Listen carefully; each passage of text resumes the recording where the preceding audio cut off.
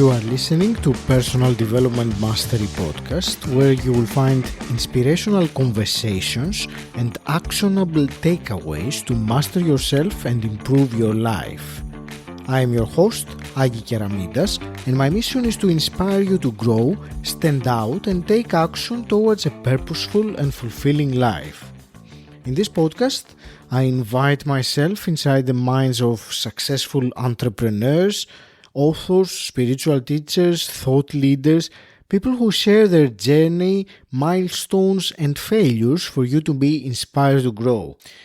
In each episode, you will find actionable takeaways that you can implement right now. So make sure you follow the podcast to get them as soon as they are released. Today's episode is Success Tips from the life of Mark Victor Hansen.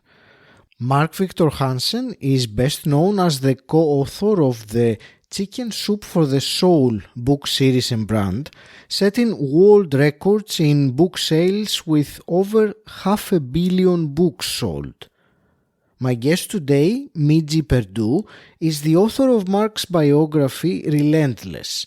She is a businesswoman and author passionate about supporting people on their journey to self-actualization. Mitzi has a fascinating story. Her father was the co-founder of the Sheraton hotel chain. However, today's conversation is all about Mark Victor Hansen, and I hope the lessons from his life help someone to build confidence, empathy, and valuable life skills. Let's dive right in. Mitzi Perdue, welcome to Personal Development Mastery Podcast. It's a real pleasure and a privilege to have you here with me today. Well, for me, it's a complete joy. And my friend Mark Victor Hansen, who's been a guest on your show, he praised you to the skies. And he said, just drop everything and apply to be on the show. So thank you. Thank you very much. And we will speak today about Mark Victor Hansen, as a matter of fact, of the book Relentless, which you authored as his biographer, and it is out now, and we will discuss about it. And in this book, which I read and I found very intriguing and inspirational, as I was telling you just before we started recording, there are some magic keys, as you say, or some elements from Mark's life that hopefully the listener can pick maybe some of them or even one of them and implement, and they have some amazing actionable learnings. And I'm going to ask you quite a few things about that, but I wanted, before I did that, just to as maybe like an introduction or a mini introduction, that you shed light to the life of Mark Victor Hansen, who is a very public person, and the question that you pose in the beginning is whether who he is in private compared to the public persona that he has. And I really appreciated your approach as a biographer, and through your lens you portrayed Mark Victor Hansen as a mentor, of course, inspiration to millions as he is, and a force for healing and growth, but also a real person who makes mistakes and has had failures out of which he learned from. And for me it was, and I'm sure that many that will read the book will relate, we're completely unaware of some elements because we tend to see the success of someone, and we often not see the struggle or everything that led up to that. And I suppose that's why the title of the book is Relentless as well. So I'll pass it on to you before we go into more specific things about the book. I feel like I've spoken too much. Well, I'm happy to jump in and explain a little bit about the purpose of the book. Relentless Mark Victor Hansen, is the story behind a guy who's in the Guinness Book of World Records for selling 500,000 books. I mean, he and his co-author have sold more nonfiction books than anybody else on earth. And so the question is, how did this guy do it? And a lot of people know of him through Chicken Soup for the Soul. But I was curious, what was the private person like behind the public, the public person who's probably addressed, millions of people on his YouTubes or his talks, because he's a professional public speaker. And what's the guy like behind it? Because we hear all of these, extraordinary successes. Among them, he's been on the New York Times bestseller for different books, 57 different times.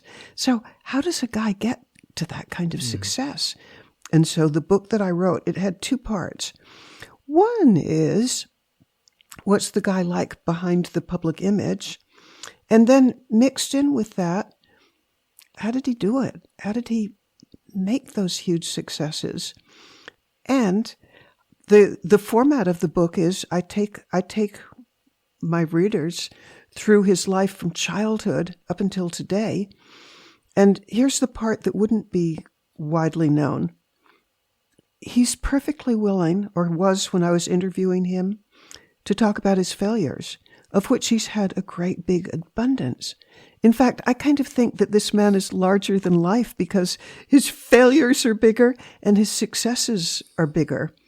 But for anybody who wants to follow any of the success tips that I pull from looking at his life, I think that they can take, I'm going to address you, the audience.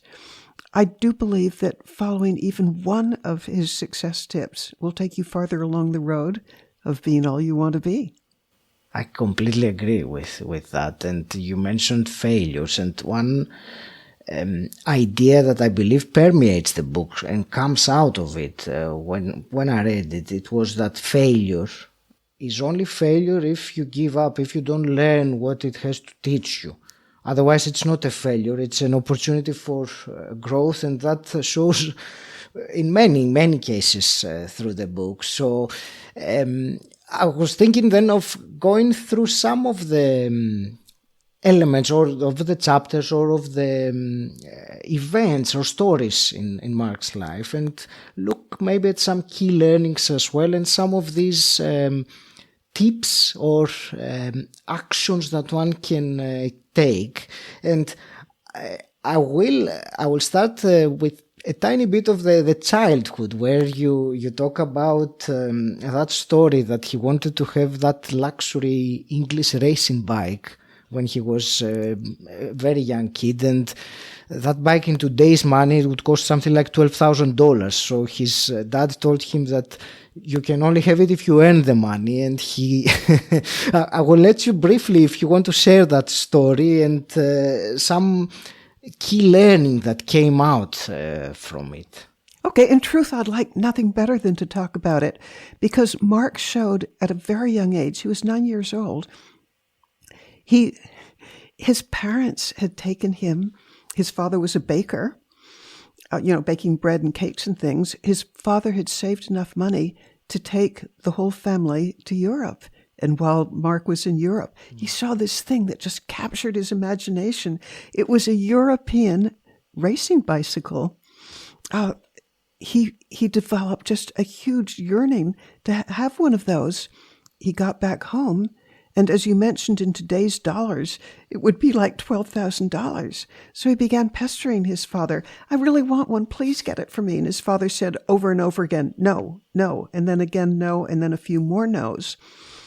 And finally, his father said, you really want this thing? Earn it. Well, how's a 9-year-old going to earn, in today's money, $12,000? I mean, I would expect that it would be extraordinarily easy to give up.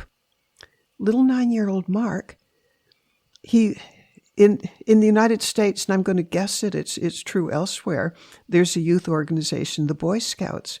There was a magazine. I was reading the magazine, and he discovered that you could sell greeting cards. But how many greeting cards would you have to sell to make $12,000?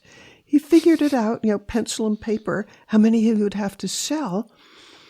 And this little 9-year-old began going around first to the neighbors, offering these beautiful greeting cards.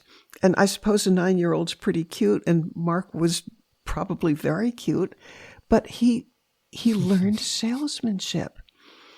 And in a couple of months, he not only earned the equivalent of $12,000, he had something like $6,000 left more to put in the bank because he was completely relentless about it. He started out in concentric circles, first the closest neighbors, and then areas that he'd never even been before, but he'd knock on the door, and this cute little guy would say, "Buy my greeting cards."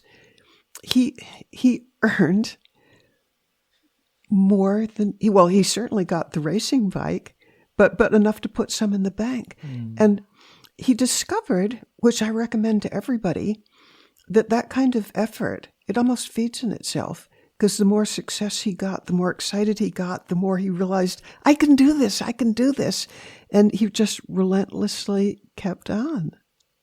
And boy, I'm not sure. I have grandchildren that age. I'm pretty sure that they wouldn't earn $12,000, but maybe with an example like Mark, they might. So I love that story because it's kind of inspirational. It's try and try and try, and success feeds on itself. It's indeed very inspirational, and one thing that for me it's very important coming out of that story, and there is that phrase you have in the book, that pride of ownership follows pride of earnership. So the fact that he managed to do that, it was by on his own efforts. That was even more important than having something like that handed over to him. So that was for me a big reminder of how much more we appreciate something when we earn it rather than when it's handed over or given to us. And I'll tell a personal part from my own life. My father was the co-founder of the Sheraton hotel chain. At the time of his death, he owned 400 hotels. It would have been very easy for him to give me anything I wanted, but his answer always was, earn it.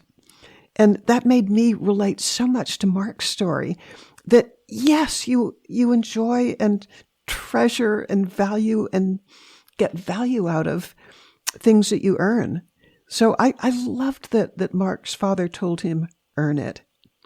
It just makes for a better life when you earn it rather than having it handed to you. This is a wonderful example, and it's great because the book starts with seeing Mark Victor Hansen as a young child. I will move a bit quicker, and there is the story in his when he was a teenager that he got inspired by the Beatles and he started his own band even without knowing a musical instrument. And there was a learning from this chapter that I will reiterate exactly as it's written, and feel free to comment on it afterwards. And it was that everyone has at least one superstar talent within them, but you won't discover it if you don't try. And that was for me something that I also personally related, and I'm sure that people can connect with that. Okay, the story, and I treasure this story. It was told to me by Mark, but I interviewed 120 people for this book, so I got other people's views of it, and they all focus in around the following story. When the Beatles came to the United States, he and probably 80 million people, and that's a literal figure, we think 80 million people watched their first broadcast, and Mark listened to this, and it was so exciting to him. At the end of it, he called several of his friends and said, we're going to form a band. And, his friends said, well, what musical experience do you have? Nothing. Could you play an instrument? No. Do you know how to do any promoting? No. He was in a way, completely unprepared for what he wanted to do. But he had this burning desire to form a band, and the results were incredible. He and his little friends went out and bought instruments with money that they had earned. They learned to play them, with no musical background of any sort, but they learned to play. In Mark's case, it was the bass guitar, and that practiced for hours and hours and hours. And Mark had, he's a little 16-year-old. He had no experience with promoting, but if you've got a band, you got to promote it. His success by just plunging in and learning what it took to do what he wanted to do meant that this is, to my mind, almost incredible. But pretty soon, they started out, playing in old age homes. Then they began playing in service clubs. But pretty soon, they were playing for the local community. They'd rent large, venues, and they could make $5,000 an evening. And there were times when he and his little friends were making more money in one night than his own father would make in a year. And, as you said, what he learned from that is you might have superpowers that you never would have even dreamed of if you hadn't put yourself out there and tried. And his skill as a promoter, he was the only one in the band, as far as I can tell, who did any of the real promoting. But he'd go around to different groups and say, you got to hear our music, or let's see, he'd put ads in the local newspapers. He developed his skills at age 16 to promote on a scale where they could fill concert halls. I mean, just amazing. And they kept at it for 2 years.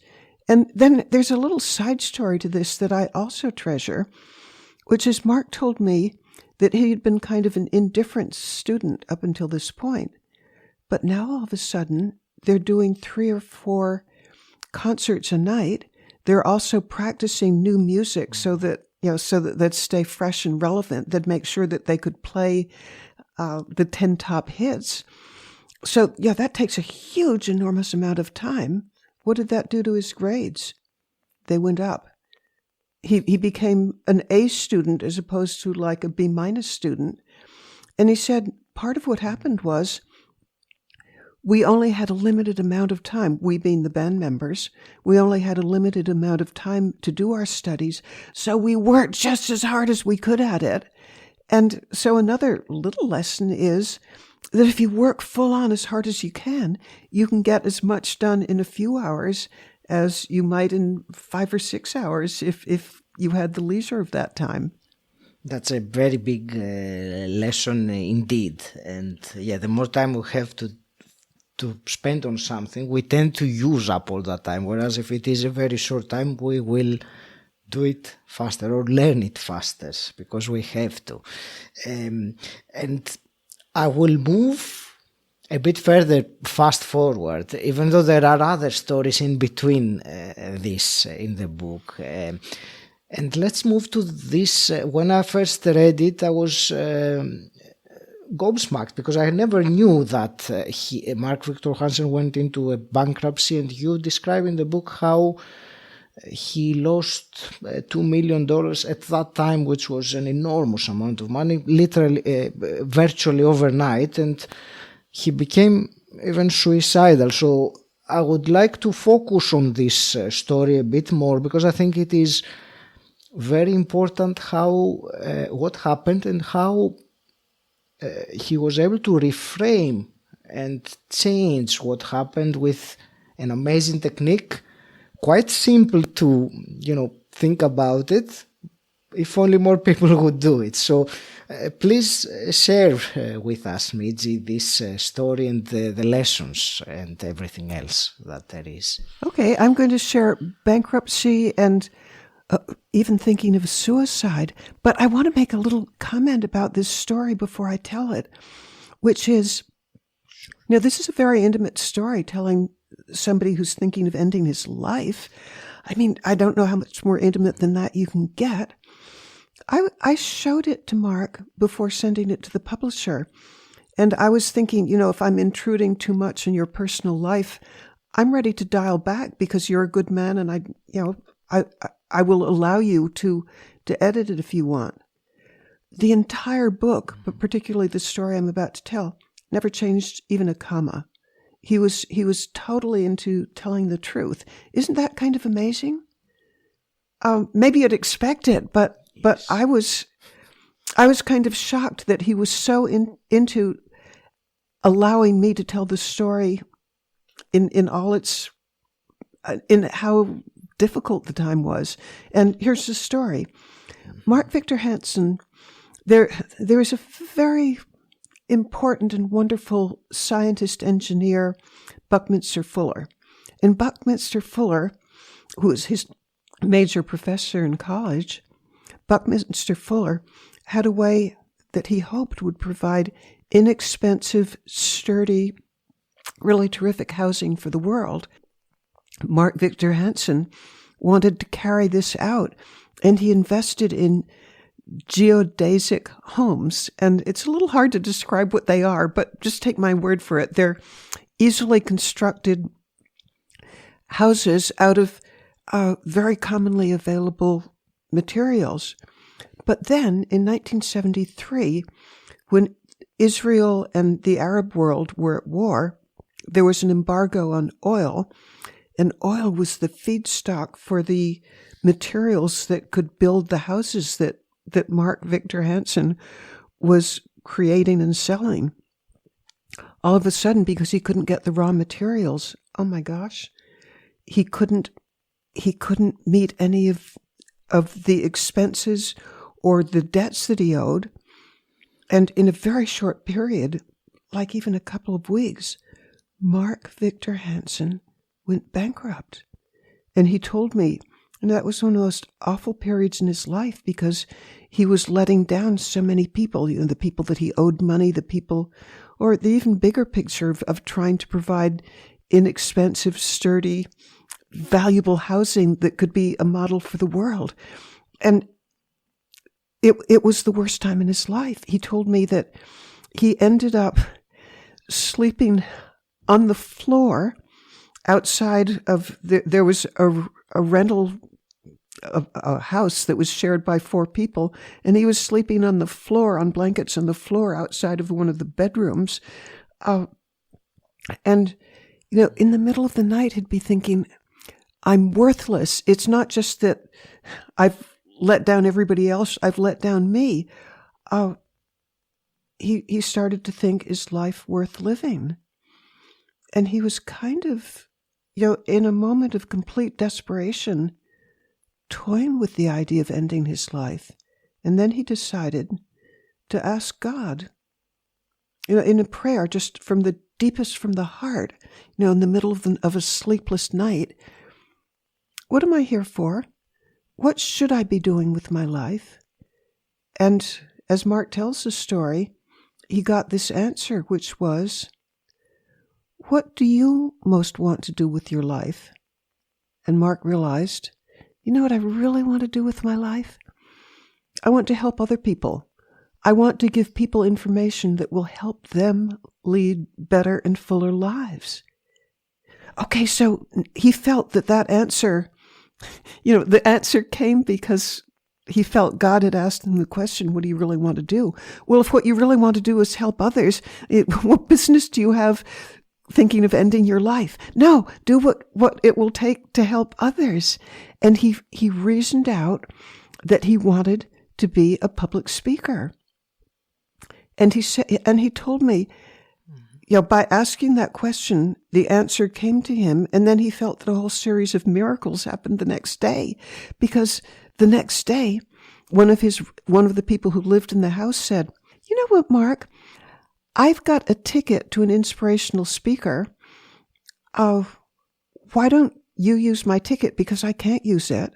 Mark went to hear the speaker, and he, at that point, decided, I will be a public speaker. He made friends with the guy who was the public speaker, who told him, Mark, don't even bother. Not one person in 1,000 can make a living out of public speaking. And Mark said, I'm one of those 1 in 1,000 because I'm going to do it. Tell me what to do. And the guy gave him, some pointers on what to do, but he gave them a very, very, very, very important piece of information, which was, don't wait till you're ready, because then you'll never do it. No, plunge in right now. Start speaking. Well, the speaker went on vacation for like a month. He came back and asked Mark how he was doing. Mark had arranged to give like 3 talks a day, every day, and sometimes 5 talks a day. And with all that practice, he became extraordinarily good at it. He became so good that later on in life, he could get paid almost $250,000 for a series of 3 speeches. But there's several lessons to learn from that. But among them, if you're absolutely desperate, call on, if you're religious, call on God. If you're not religious, call on the higher power that is available to you. I mean, if you call on it, I believe that somehow, whether you marshal your own resources or whether it's a higher power, I personally believe in the higher power, but in a lifetime, and I'm 81 by the way, so I have observed this a lot in my life, that when you call on something bigger than you, you get answers. And shortly after that, Mark also began attending church. And he realized that all his negativity wasn't doing him any good. He needed to reframe everything and just to push out all the negative thoughts and embrace the I can, I will, I'm going to. And by reframing his approach to life, he changed his life. And as I said, going from somebody who's bankrupt and suicide, he went to somebody who could eventually make $250,000 with 3 talks. Thank you. And the way that you shared it was, I really enjoyed it. And for me, the learning, there are many, but the key one in this story is this asking ourselves what it is that we really want, because many people just fail to do this simple thing of asking. The answer, I believe, it is within us. If someone wants to think of an outside, a bigger force, God, it doesn't matter how one calls it, in my opinion, the answer is there. And by asking, it will come. It's just a matter of asking. The answer is within us. So that was for me a very big learning and a very big reminder, actually, of the power of asking for answers and getting them.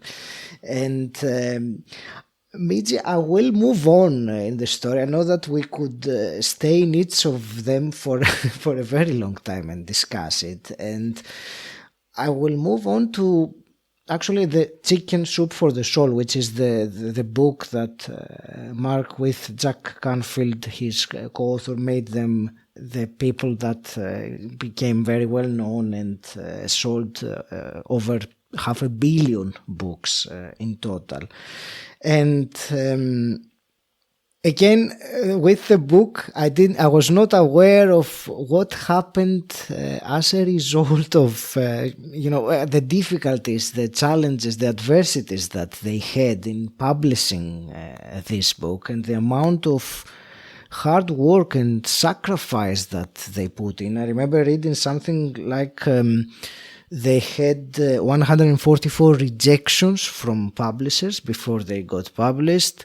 They would, when they started trying to promote it, they would wake up happily at 3 a.m. to do an interview because they were on different time zones. Some of the things that, when you see someone successful, you don't see what led to that. And again, that comes very much from the book, the message that what you see is not what led to that. And so I would like you to share this story about the creation, because also the creation and how the name, it was very interesting, and we can stay on this topic and discuss the many key points and learnings that there are there. Yeah, to my mind, that's almost the heart and soul of the book, because, when Mark Victor Hansen and Jack Canfield got together to write this book, they wrote it for a reason that I think applies today. They wrote the book probably 30 years ago. Don't hold me to that time frame, but when they wrote the book, they felt that the world was hurting. They felt that there was so much difficulty in the world that people would be hungry for things that would be uplifting and give them strength and courage and information. And both men, they were public speakers, both men felt that in the course of their speaking that they had accumulated a whole lot of really inspirational stories, the kind where it gives you hear the story and you've got the energy and the direction to do better, to go farther, to not give up. They had all these stories, and one day Mark and Jack Canfield were just friends talking about how inspirational their stories were, and they had the idea, why not put them together in the form of a book? Your stories, my stories, let's put them together. Well, they probably spent a year or so working on this book. I mean, among the other things that they were doing in life. But they really believed in it because, again, they wrote it because they felt that the world was hurting and this was a way of encouraging people. But the title of the book was Chicken Soup for the Soul. And Chicken Soup for the Soul, the idea, it started with both men thinking, we need a really good title for this, one that really conveys that we're about helping people. And they just couldn't come up with a title. Then one night, they both decided to meditate on it. Separately, they're living 100 miles apart. And so they both meditated, kind of asking what would the best title be. And Mark got a phone call from Jack, in the wee hours of the morning, maybe it was 2 or 3 in the morning, saying, Mark, I know what the title should be. It should be Chicken Soup, because I think of my mother and my grandmother when things were bad. Oh, they'd give us chicken soup. And Mark added to that, well, it's for the soul, not for the body. And so now they had the title.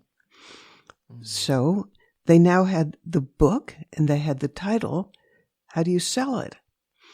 Well, the title, which has been, extraordinarily successful, Chicken Soup for the Soul, a lot of people didn't see it that way.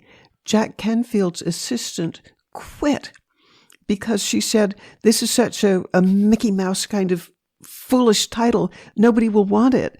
And you're lowering the brand. I don't want to be part of it. She quit. They hired an agent to help them find a publisher. The agent said, I hate the title. And they said, no, we really like it. He tried with 20 different publishers to sell the book. And finally, something that doesn't happen very often, the agent fired his clients because he said, nobody wants a book of stories written by somebody else. Nobody wants a book with this funny title. So now the two men are on their own, and they keep, I think it was for like a year and a half, they kept calling in different publishers, doing everything they possibly could. And finally, there's something called the American Booksellers Association Convention. It's 3 days. And, the men, Mark Victor Hansen and Jack Canfield, are just going around to all the publishers, of probably thousands of them. And over again, not only were they turned down, but people wouldn't even look at them because of the title of the book. Oh my gosh. Finally, the last day, they met somebody who said, I'll give it a look, but I don't make any promises. The guy took the book, and then when he was in the airport, he did what nobody else had done. He started reading the book. And he said it was so moving that he was starting to cry. And he was feeling self-conscious because he's thinking, here I am in an airport. I'm a grown man. I've got a book in my hand and I'm crying. And he was wondering what all the people in the airport are thinking of him. But he felt the book really had something, but he didn't want to commit without his partner. His partner read it, and the two partners agreed, and they bought the book, or the rights to the book. But they said, this is a little niche book. It might sell 20,000. Mark and Jack said, no, it's going to sell 1 million. And the publisher said, you guys are crazy. And, oh my gosh, the first few weeks of when the book came out, who can even believe this? The book bombed. Nobody would review it. The booksellers wouldn't carry it. If you're going to have a bestseller, it's a really good sign if you can sell 5,000 the first week. They sold 80. The book was bombing. So now what do? Nobody likes the book. Nobody likes the title. Who could have ever even dreamed that one day it would be in the Guinness Book of World Records? Since the booksellers in general wouldn't carry it, they began giving it away. And then something wonderful happened. And, is this ever the value of persistence and not giving up? Here they had gone through 144 different turndowns. And actually, I believe it was 143 turndowns, and the 144th said yes. But then nobody's buying it. They began giving it away. And people would be given a book, say at one of their talks, they'd take it home and think, oh my gosh, this is life-changing. And they'd go buy 5 more. And Mark and Jack, they would accept radio interviews, sometimes 5 or 6 a night, and speaking engagements on top of that. And within a year and a half, they had sold more than 1 million copies. But if they had given up by it seemed to have bombed at the beginning, we wouldn't have 500 million books in print from the Chicken Soup for the Soul series. And I would like to invite our listeners just to imagine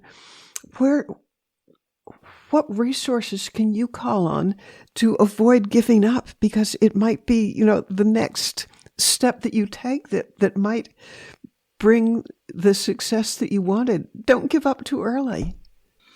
It's certainly a very important lesson, and there is that phrase that says that successful people do what the unsuccessful people are not willing to do, and that involves personal sacrifices. It involves doing hard work and hustling and doing. I remember there was a story that I laughed when I read it, that they were doing a book. They would sign the book in a mall, and there was no one there. So Mark went out and he was telling to people, you know what, there is a book signing by Jack Canfield and Mark Victor Hansen in 5 minutes. You don't want to miss it. And there were lots of people that went there. It is something that I can think of many people that would say, well, that's it. No one has turned up. What can we do? But he turned that around, and it is incredible, this kind of persistent. And I think also what's important for me reading it was this underlying mental positive attitude, if I can call it that doesn't let these adversities or these obstacles stop him, and finding the resourcefulness and the resilience to take some corrective action, something different, and move on. And that's a very, very inspiring story with so many learnings that one can pick from that. Yeah, and among them, your story about the two authors, they're in a mall, they're in a bookstore, and they've got hundreds of books they'd like to sell. And there are people in the mall, but there's nobody. Say the thing is supposed to start at 10 in the morning and there's not a single person there. How are you going to make a presentation to empty air? And Like you, I find it just beyond fascinating that somebody has the self-confidence and the energy and just the complete resistance to failure, that he would go out, and it's called audience capture. He'd go out to, complete strangers and say, hey, there's an important talk that's going to happen in 3 minutes at the bookstore over there. You don't want to miss it. I mean, I find that inspiring because by nature, I don't think I'd have the courage to do that. But now that I have the example that, it can be done. I mean, he was facing absolutely certain failure if nobody showed up. But instead, pretty soon a group of people were listening, and that showed people that something was going on, and more people began to come. And pretty soon there's a crowd listening to them talk and buying their books. But, I don't think it's in the repertoire of the average person to even conceive of doing the kind of thing that Mark did. But as you say, the learnings in that are, how about going beyond your comfort zone and, trying harder and being willing to fall on your face? Mark just, the title of the book expresses it all. He was relentless. He wouldn't give in. He wouldn't give up. And I also think that it's a little bit hard for me to put into words, but there's something that's, it's almost a lack of ego where you just plunge ahead and do it. You don't have the little voices in your head saying, you can't do it, don't be stupid. He doesn't listen to those. I think most people that I know do listen to the little voices of saying, oh, it's a failure. Oh, it's not going to work. And giving up. Mark, those voices just don't reach him. Somehow he's good at screening them out. Just as a brief comment, it is great. We talked about the bankruptcy earlier and how honestly and vulnerably he shared that with you and with the reader of the book, of course. And there is also another failure, or I see it in a way like a balancing of, the successes and the tenacity. And that was with his first wife. And this is something that I don't think it fits into the conversation of what we do. So I will just let that go. But I'm only mentioning it because it is there, and there is, the other side. It's never, all successes without failures, or all good things without the other side. So I'm just mentioning that. I don't know if you want to. Could we get into the marriage? Yes, we can. Oh, thank you. But we can do it very briefly. But he did have a totally failed marriage, failed so badly that his wife wasn't willing to talk with me and his children weren't willing to talk with me. I mean, I would say that on the scale of failed marriages, his was a big failure. It did last something like 27 years, but it did end badly. And I think there were 3 court cases involved with it. So total failure in his marriage, but he learned from it. His marriage now, I would describe as, I get to see him and Crystal together fairly often. And he learned so much from the mistakes of the first marriage that he'll never make with the second marriage. And I take that as a very hopeful thing, because people who failed at their first marriages learn the lessons. Whatever you did wrong, don't do it again. And it was a recipe for an extraordinarily happy marriage with his second wife, his real wife. Thank you. And there are 2 more topics that I wanted to discuss about.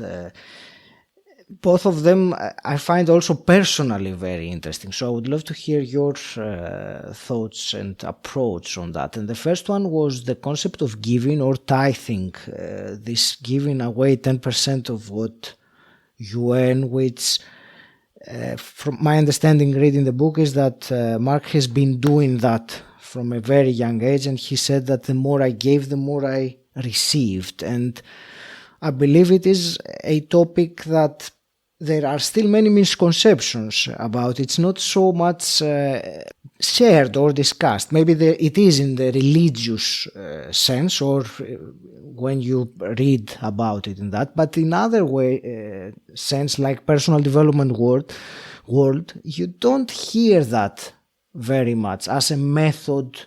And forgive me for using the word method, but sometimes it's in the broad sense of the word, this method of creating abundance by giving. So that's certainly a topic that I would love to hear your thoughts about. Well, from a very young age, Mark did decide to give 10% of his earnings. And I endorse that. One of the things that I do when I'm not writing a biography of Mark Victor Hansen is I study and write about what makes family businesses last. And there's almost no family business that lasts unless it discovers philanthropy. And it's, one of the learnings from Mark is that, how do I even put it? That giving back enriches you. I really believe that it's more blessed to give than to receive. In the case of Mark, the charities that he's supported, the joy that gives him. Even like donating blood, he helps the Red Cross by encouraging people to donate blood, and he gives blood, and he makes donations. His whole life is about giving back. And I kind of think, let me quote Mother Teresa. Mother Teresa said that her life was a feast of unending joy, and her entire life was about giving back. And I think, who am I to evaluate Mother Teresa? But it does seem to me that she was on the exact right track, and that Mark Victor Hansen tapped into that if you want to be happy, think what you can do for others. And it worked for him. It gave him a life of incredible abundance. Thank you. And it was what you mentioned also about the blood or giving. It's not necessarily only the money. It's also other things, our talents or our time or even our smile when we give. But the giving and thank you for sharing in such a way.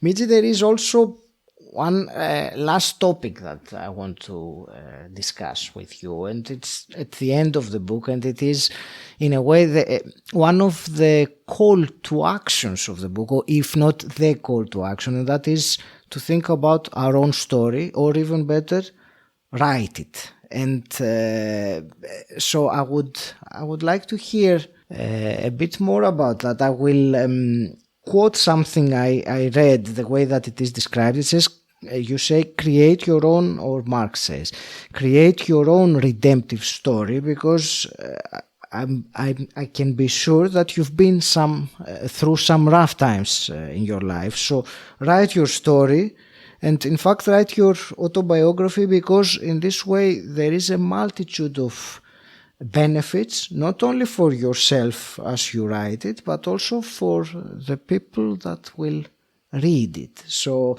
that is something that I find fascinating. I had been thinking about that for myself. Now it pushes me a bit more to actually start creating it. So I would really like to hear you discuss about this concept of writing our story, our autobiography, and Well, I want to call on your Greek background, because it was Plato who said the unexamined life is not worth living.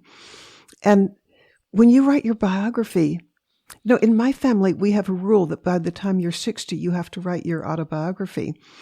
And it can be 16 pages, which is the shortest I know of, or it can be 1,000 pages. But in the act of writing your autobiography, you will see patterns in your life. You'll also have a chance almost to be your own therapist, because you can put things into context. You can just deal with the rough parts of your life, because you can put them in context. They're not your whole life.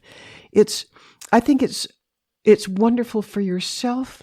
you'll just know yourself better. But what if you're not a writer? What if that doesn't come easily to you? And it turns out that there are a lot of people who will help you, or there are even programs that will help you. So I invite people, well, maybe look up Mark Victor Hansen and biographies, and you'll find kind of steps to how to write your own biography. It's just one of the most valuable things that I can think of, because it enables you to leave some of yourself for after you're gone, and those who come after you can learn from your mistakes and benefit from the things that worked. It's a fabulous idea, and I recommend it to anybody. It certainly is. It certainly is. And thank you for reminding me of that quote by Plato about the unexamined life not worth living. It's certainly something interesting for people to ponder on. Do they examine their life? And I will speak generally now. It's even if you don't write your story, do you take time to examine your life and journal maybe, or something like that? That comes from me. As I said in the beginning, when I read the book, I found it intriguing, fascinating. I would probably be speaking for another couple of hours easily about the content of the book, but I hope that through this conversation we touched upon some important things, some inspiration, I hope, and some messages and actions that one can take, and certainly the listener can also pick what resonated, or even getting some inspiration about this kind of perseverance, tenacity, and not giving up, not quitting when there are obstacles. I want to ask, before we end, a couple of maybe out of context completely quick fire questions to you as Mitzi, because I always ask my guests. They have nothing to do with the book, but I want your answers to this. And then we will also talk about what's the best place to find the book and so on. So my two quick questions is, the first one is, what does personal development mean to you?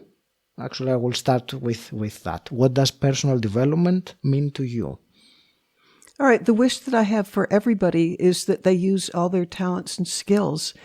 My wish for everybody is that they get to be all they can be.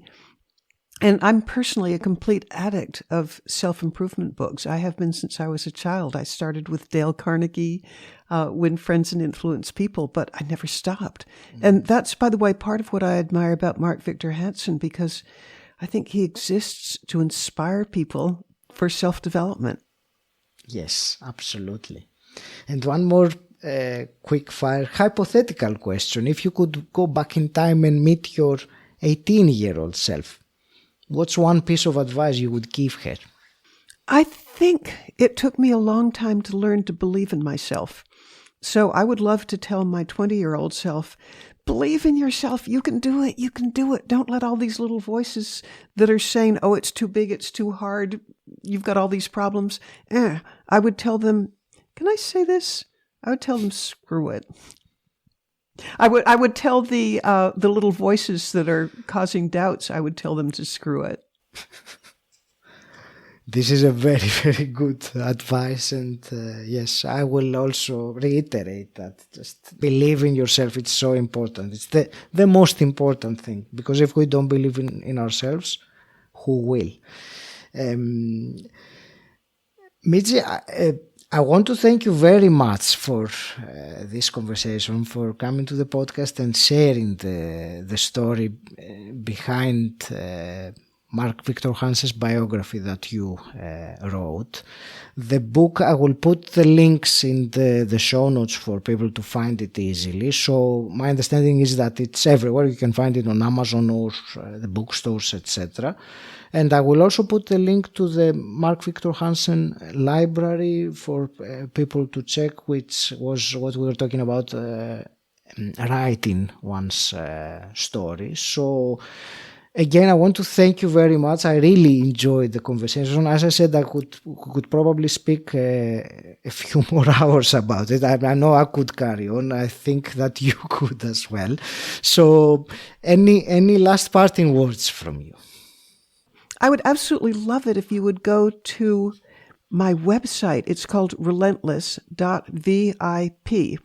So it's not, you'd expect it to become, but no, I have gotten the extension of VIP, so relentless.vip. And write to me. And if you write to me, I'll give you a free copy of the book. That's amazing. Because I would love to talk with you. Mitzi, thank you very much for our conversation. It's been pure joy. Thank you.